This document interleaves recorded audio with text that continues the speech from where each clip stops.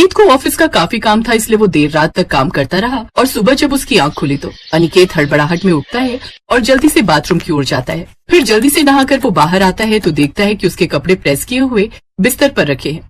वो जल्दी से तैयार होकर कमरे से बाहर आता है और टेबल पर रखी नाश्ते की प्लेट में से एक आलू का पराठा हाथ में पकड़कर वो ऑफिस के लिए निकलने लगता है।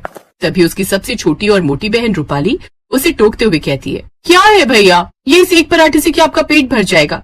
अब भरेगा तो नहीं मोटू, लेकिन लेट हो रहा हूं ना, इसलिए बिल्कुल भी बैठकर खाने का समय नहीं है। मैं लंच ठीक से खा लूंगा। अच्छा, और लंच में क्या खाएंगे? बाहर का तो आप कुछ खाते नहीं और घर का लेकर नहीं जा रहे। अरे वो अब हकलाना बंद करो और चुपचाप यहाँ बैठकर आराम से नाश्ता कीजिए। अभी पूरा पौना घंटा बाकी है आपके ऑफिस टाइमिंग में। तब तक राजमा चावल भी बनकर तैयार हो जाएंगे। मैं आपके लिए लंच के लिए वो भी पैक कर दूंगी।